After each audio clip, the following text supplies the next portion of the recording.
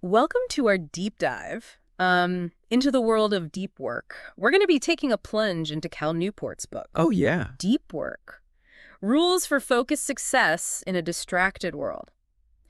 It really explores this idea that in our world of, pings and distractions and all this stuff, Right. the ability to truly focus intensely is like a superpower. Absolutely. Before we even unpack this, I want to throw some intriguing nuggets your way. Okay. Cal Newport himself claims he published 4 books, earned a PhD, and landed a tenure-track position at Georgetown, Wow. all while rarely working past 5 or 6 p.m. That's impressive. There's also the story of Jason Ben, who in just 6 months went from a distracted financial consultant to a highly paid, laser-focused coder. Yeah. And then there's this awesome concept of building your own personal ball engine towers for deep work. Interesting. Intrigued. You should be. I am. So are you ready to explore how deep work can transform your life? I think that's something everyone wants to know these days. Yeah. How to really, get more done in less time. Right. And feel good about it. Right. Absolutely. What's fascinating is how Cal Newport connects deep work to the future of work itself. Yeah. He believes 3 groups will thrive in the new economy, Okay. and they all rely on deep work. The future of work, that's a topic everyone's thinking about these days. Absolutely. Let's break down these 3 groups. Why is deep work so vital for them? So first we have the high-skilled workers. Okay. These are the people who can master difficult things quickly. Mm-hmm. Think of someone like Nate Silver, Okay. the data whiz, who accurately predicted the outcome of tons of elections. Yeah. To become a master, you have to be able to focus intensely and learn quickly. Right. And what fuels that? Deep work. You guessed it, deep work. So it's not just about being smart, but about applying that intelligence with deep focus. Exactly. Makes sense. Yeah. What about the second group? That would be the superstars. Okay. Think of David Heinemeier Hansson, Okay. the rock star programmer behind Ruby on Rails. Oh. The framework used by Twitter, Hulu, and tons of other websites. Yeah. These individuals can leverage deep work to produce at an elite level and dominate their fields. It's not enough to just be good anymore. Right. You have to Yeah. be exceptional. You have to be exceptional. Right. And finally, we have the owners, Okay. people with capital, who invest in the technologies shaping the future. Mm-hmm. A good example is John Doerr, Okay. the venture capitalist who backed Google and Amazon. Wow. Owners need deep work to see the potential in disruptive technologies before everyone else. So it's not just for coders or writers. Right. Deep work is vital across the board. It is. This reminds me of something Cal said that really hit me. Okay. He said, if you don't produce, you won't thrive no matter how skilled or talented you are. It's so true. Yeah. Potential is meaningless without execution. Right. Think about Nate Silver again. Okay. He didn't just learn statistics. Right. He applied his skills and created valuable election forecasts. That makes me think about how I can better apply deep work in my own work. Mm-hmm. It's not just about the hours I put in, Right. but what I produce during those hours. Right. How can I make sure I'm focusing on the right things, especially in my field? You really need to think about the tasks in your profession that need deep work. Okay. What are the tasks that truly require you to shut out distractions and focus? Mm. Do you need to write compelling reports? Yeah. Strategize complex campaigns? Uh-huh. Maybe you need to code elegant solutions. Right. Deep work is the fuel for all those activities. Okay, that makes sense. But here's the paradox. You okay? If deep work is so valuable, why is it becoming so rare? It's because our work culture. Yeah. Our work culture is pushing us in the opposite direction, Mm-hmm. especially in the knowledge sector. Right. Think about open offices where distractions are everywhere, Yeah. or the pressure to be constantly connected, responding to emails and social media. Right. Cal calls this the principle of least resistance. Principle of least resistance. I like that. Yeah. Tell me more about it. It Yeah. sounds like we're all taking the easy way out. Well, it is the easy way out. Okay. The idea is that without clear feedback on what truly matters, Right. we naturally gravitate towards what's easiest in the moment. Okay.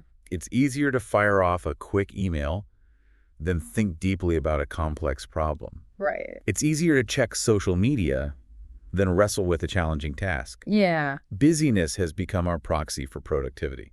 Wow. That hits close to home. Yeah, I definitely feel that pressure to be always on. right. So how is this constant connectivity affecting people's work environments and their ability to focus? Yeah, it's a constant battle for a lot of people. Oh, you know? yeah. It can feel like you're always reacting instead of focusing. Yeah. But That's why Cal Newport's ideas are so valuable. They give you a framework for pushing back against those distractions. This next section really intrigued me. Oh, yeah. It's not just about getting more work done. It's about living a more meaningful life. Okay. Cal Newport argues that deep work isn't just about economic success, Right. but is closely connected to craftsmanship Okay. and finding meaning in what you do. I like that. Yeah. Absolutely.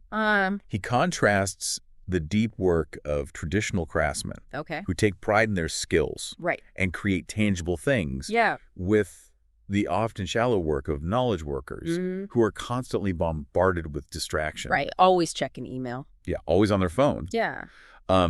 He talks about Rick Furr, Okay. a master swordsmith Wow. who meticulously crafts swords using techniques that are hundreds of years old. Wow. Furr talks about the challenge that drives him to create. And it's not about needing a sword. Right. It's about the process of creation and mastery. So it's about the... It's about the craftsmanship Yeah. and dedication to mastering a skill Right. and finding meaning in the process Okay. that can be applied to any job. Yeah. Even if it doesn't involve forging metal, Right. it's about finding satisfaction in honing your skills Yeah.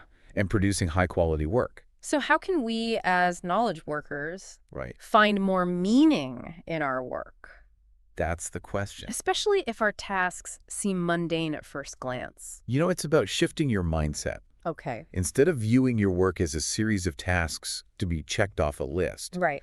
approach it with the mindset of a craftsman. Okay. Focus on developing your skills. Mm-hmm.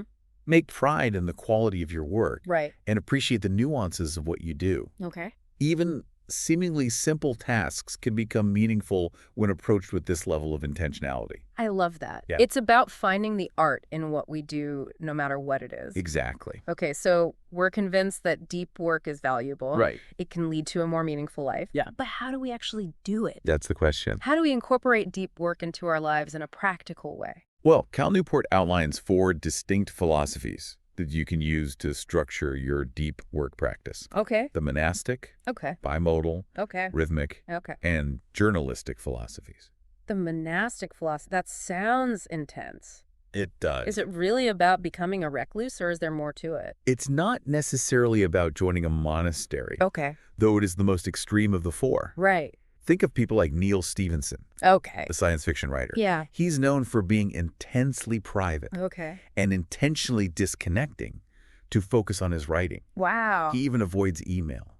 Wow. Okay, so that level of disconnection might be a bit extreme for most people. It is. What about the bimodal philosophy? That one's a bit more flexible. Okay. Think of someone like Carl Jung retreating to his Bollingen Tower for intense periods of focused work. Oh, yeah. Or Adam Grant, the Wharton professor, Okay. who goes off the grid for a few days every month to dive into his research. So it's about strategically alternating between periods of intense, deep work and periods of more regular work. Yeah. That actually sounds kind of doable. It is. Yeah? It's a great option if you need to maintain some level of connection, Right. but still crave those bursts of deep work. Okay. Then there's the rhythmic philosophy, Okay. which involves building a consistent, daily, deep work habit.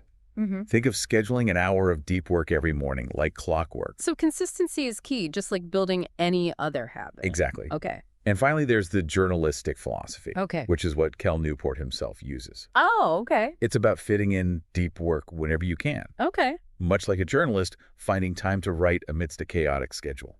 So being able to slip into deep work mode whenever you get a chance, even if it's just for a short burst. Exactly. Okay. Cal talks about Walter Isaacson, Okay. the journalist who wrote his first book in the little bits of free time he found in his busy schedule. Wow. So, you know. So you're intrigued by deep work. Yeah. But which approach is right for you? Right. If you thrive on solitude, maybe explore the monastic path. Yeah. If a consistent schedule is your thing, Right. go rhythmic. Uh-huh. Need flexibility. Right. The journalistic approach might be your jam. It really depends on your personality, your work style, and the demands of your job. Yeah. Some people thrive on routine and consistency, while others need more flexibility. And there are strategies you can use regardless of which philosophy you choose, right? Absolutely. Like, are there some kind of universal tips? Yeah, there are a ton of strategies in the book that can help you implement your chosen philosophy. Okay. Think about creating rituals around your deep work sessions, Okay. or making grand gestures Okay. to signal to yourself and others that you're serious about going deep. So a grand gesture doesn't have to be expensive. No, not at all. Okay. It's about shaking things up Right. to create that deep work environment. What are some budget-friendly examples? It could be as simple as turning off your phone and putting it in another room, Okay. or putting a do not disturb sign on your door. Got it. It's about making a visible commitment to focus. I love that. Yeah. It's about sending a signal Mm. both to yourself and others Right. that this is deep work time. Exactly. Right. But deep work isn't just about carving out time. Yeah. It's also about managing all that shallow work Yeah. that's constantly vying for our attention. Right. Cal has some pretty specific strategies for taming that beast. Okay, let's talk about that. Sure. How do we get control of all that shallow work? He suggests applying the 40X framework, Okay. a system usually used by businesses to achieve goals. Okay. We could totally hack this system for deep work. I'm all about hacking systems. Me too. So how do we apply 40X to our deep work goals? So first, you identify your wildly important goals, Okay. the things that truly matter to you professionally. Mm-hmm. Then you focus on lead measures, Yep. the activities that directly contribute to achieving those goals. Okay. In the context of deep work, your lead measure would be the time you spend working deeply towards your wildly important goal. So instead of just focusing on publishing a certain number of papers each year, Right. I might focus on spending a certain number of hours per week doing deep work on research. Exactly. Okay. And the book emphasizes regularly reviewing your progress. Okay. Are you on track to hit your deep work hours for the week? Mm-hmm. Are you making progress towards those wildly important goals? It's like a progress report with yourself to keep yourself accountable for staying focused on what matters. Exactly. What about completely shutting down at the end of the workday? That's another important strategy. Okay. It's about recharging your mental batteries Right. and preparing for the next day's deep work. Okay. Our brains aren't designed to be on all the time. Yeah. We need time to disconnect, Right. to let our subconscious minds process information, Mm-hmm. and to replenish our energy stores. So maybe instead of zoning out on social media after work, I should go for a walk. That's a great idea. I'm starting to see a theme here, You are. right? Yeah. Less screens, more real life. It's about being intentional about how you spend your time, both on and off the clock. Okay, so we've carved out time for deep work. Right. We've got strategies for managing all that shallow work. Yeah. But how do we actually train our minds to work deeply? Yeah. It's not like we can just flip a switch and become masters of focus, right? Right. It's definitely a process. Yeah. Kind of like training a muscle. Okay. The more you practice concentrating, the better you become at it. Mm-hmm. I know this might sound a little out there, Okay. but Cal suggests memorizing a deck of cards Okay. as a concentration exercise. Really? Yeah. That's interesting. It might sound unusual, Yeah. but it's about strengthening your mental muscles, Okay. your ability to hold information in your mind and focus intently. Right. Memory athletes, Oh. the folks who can memorize decks of cards in minutes. Right. They use a technique where they associate each card with a vivid image Oh, wow. and then place those images in a familiar location, like rooms in their house. So it's like creating a mental journey Exactly. through your house with each room representing a different set of cards. Exactly. Wow. And that process of creating those associations and recalling those images Yeah. requires incredible concentration. That makes sense. Yeah. It's like a mental workout, It is. pushing your brain to its limits. It is. Right. And the benefits extend beyond just card memorization. Okay. The practice of concentrating so intensely strengthens your general ability to focus, Okay. which you can then apply to any task that demands deep work. So you're saying that even if I'm terrible at cards, Right. the act of trying to memorize them could still help me focus better at work. Absolutely. Wow. It's all about building those mental muscles. Okay. And another great way to do that is through something Cal calls productive meditation. Productive meditation. Okay, it's about using downtime, Okay. like walking or commuting, Mm-hmm. to think deeply about a specific problem. So think about your daily commute. Instead of zoning out to music, try productive meditation. Exactly. Break down a problem you're wrestling with at work. Uh-huh. What are the key variables? Right. What's the next question you need to answer? Right. By the time you reach your destination, Yeah. you might have a breakthrough. You might have a breakthrough. Wow, okay. That's the idea. Yeah. It's about actively engaging your mind Mhm. instead of letting it drift into distraction. Okay. That makes sense. But let's be real. Yeah. In a world full of distractions, Right. how do we even begin to tame that impulse to check our phones, scroll through social media, or just escape into the digital world? It's about recognizing that our brains have become addicted to distraction, Okay. to the constant novelty the internet offers. Yeah. We've lost our ability to just be bored, Right. to sit with our own thoughts Yeah. without needing constant stimulation. And that constant stimulation is weakening the mental muscles we need for focus. Exactly. So what can we do about it? Cal suggests a strategy he calls schedule internet blocks, Okay. which involves taking control of your internet usage Okay. instead of letting it control you. Right. Schedule specific times during the day when you're allowed to use the internet. Okay. Outside of those times, avoid it completely. So imagine setting boundaries for your internet usage. Right. No more letting it bleed into every aspect of your life. Right. You decide when and how you engage. Exactly. But how realistic is that? Right. I mean, most of us rely on the internet for work and staying connected. It definitely takes discipline, Yeah. but the benefits can be huge. Okay. Those moments when you feel the urge to check your phone, Mm-hmm. when you're tempted to break your internet fast, Yeah. become opportunities to exercise your mental muscles. It's like resisting that urge is a workout for your brain. It's strengthening your ability to resist distraction. Exactly. Okay. And remember, you don't have to go cold turkey. Right. Start small. Okay. Maybe designate 1 hour a day as internet free, Okay. then gradually increase it. Okay, that sounds more manageable. Yeah, It's about building up that mental discipline over time. exactly. What about our relationship with the tools themselves? Right. How do we decide which tools are actually helping us and which ones are just distractions? Cal encourages us to take a craftsman approach to internet tools, Okay. meaning we need to be more selective about which ones we allow into our lives, Okay. instead of adopting a tool just because it offers some benefit. Right. A craftsman asks, does this tool truly support my most important goals? Okay. Does it help me do my best work? Think about applying the 80-20 rule Yes. to identify the activities most important to your professional success, then evaluate your tools based on how well they support those activities. Exactly. What are the 20% of activities that drive 80% of your results? Mm-hmm. Which tools actually help you excel in those activities? Okay. For you, that might mean identifying the writing software that helps you get into a flow state, Yeah. or the research databases that are crucial for your work. This makes me think about all the time I spend on social media. Uh, Does it help me achieve my goals? Right. Or is it just a distraction? that's the question, isn't it? Yeah. And to really test it out, Okay. Cal suggests a bold experiment. Okay. Quit social media for 30 days. 30 days. Wow. Step away from social media completely and see what happens. Okay, quitting social media for 30 days is a bold move. It is. But is it realistic in today's hyper-connected world? Right. What about those of us who rely on social media for work or staying in touch with family? It might not be for everyone. Right. But think about what you could gain. Okay. You might overcome that fear of missing out, Okay. that nagging feeling that you need to be constantly connected. Yeah. You might realize your online influence isn't as crucial as you thought. Right. And you might break free from the addictive cycle of likes and notifications, Yeah. freeing up your time and attention for more meaningful pursuits. It's about reclaiming your autonomy, It is. taking control of your digital life instead of letting it control you. Exactly. But for those of us who can't imagine quitting social media completely, Right.